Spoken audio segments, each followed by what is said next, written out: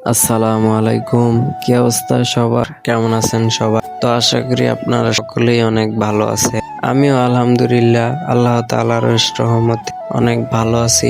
আপনারা অনেকেই জানেন আমি কিছুদিন ধরে গ্রামে ঘুরতে আসছি, আর গ্রামে ঘোরাফেরা অনেকদিন বেড়ানোর পরে আজকে ঢাকায় যাইতেছি।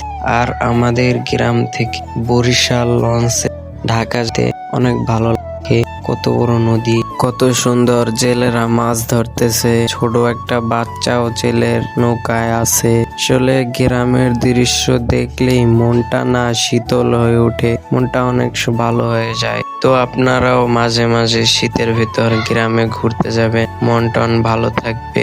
আর এই যে ট্রলারটা দেখতেছেন, এইটা হচ্ছে আমাদের গ্রামের একটি ট্রলার, যেটাকে আমরা লাইনের ট্রলার বলে থাকি। এটা আমাদের ঢাকাইয়া লঞ্চ আসার আগে, আমরা এখন যেই লঞ্চে ঢাকা যাই, এই লঞ্চটা আমাদের এই লাইনে আসার আগে আমরা আগে এই ট্রলারে যাতায়াত করতাম।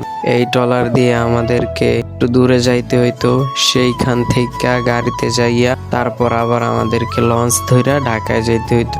আর এখন তো সুযোগ সুবিধা অনেক বেশি, এখন আর লঞ্চ ধইরা যাইতে হয় না, এখন আমাদের ঘাটেই বড় লঞ্চ হয়। আর এইটা হচ্ছে আমাদের এলাকারই একটা ঘাট, এটা হচ্ছে দ্বিতীয় ঘাট।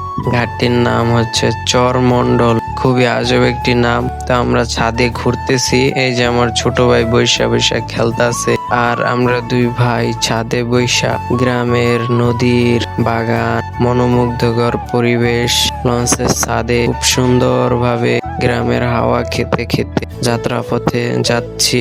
আর আপনাদেরকে একটা কথা বলি, এই যে নৌকাটা দেখতেছেন, এই নৌকাটার ভিতর যারা আছে এটাই তাদের সংসার, এটাই তাদের জীবন, এটাই তাদের জীবিকা। এই নৌকাটা দিয়েই তাদের জীবন চলে, এভাবেই তারা বসবাস করে এবং তাদের বসবাস করার স্থানও এইটা। আমাদের বরিশালে এরকম অনেক অনেক মানুষ, অসহায় মানুষ আছে, তো তাদের জন্য সবাই দোয়া করবেন। তো বন্ধুরা, আপনাদেরকে একটা নতুন মানুষের সাথে পরিচয় করিয়ে দিই। এটা হচ্ছে আমার ছোট ভাই, আমার আপন ছোট ভাই। তো আমার ছোট ভাইয়ের জন্য সবাই দোয়া করবেন। আপনাদের সাথে কথা বলতে বলতে আরেকটা ঘাটে চলে আসলাম। এই ঘাটটায় অনেক যাত্রী, এই ঘাটটার পরে মনে আর ঘাট দেওয়া হবে না।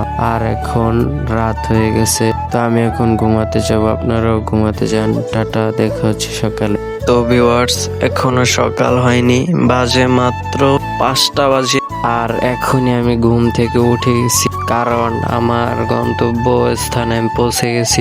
আর কিছুক্ষণ পরেই ফতুল্লা লঞ্চ ঘাট দিবে, তো আমি সদরঘাট যাব না, আমি ফতুল্লাই নামবো। তো সেই জন্য একটু তাড়াতাড়ি ঘুম থেকে উঠলাম। তো অলরেডি আমরা ফতুল্লা চলে আসছি, ফতুল্লা ঘাটে আমরা নামছি, তো দেখতে পারতেছে। আর এখন আমরা যেই লঞ্চটা আসছি সেই লঞ্চটাও ছেড়ে চলে যাবে, আর আমরা বাসায় চলে যাব।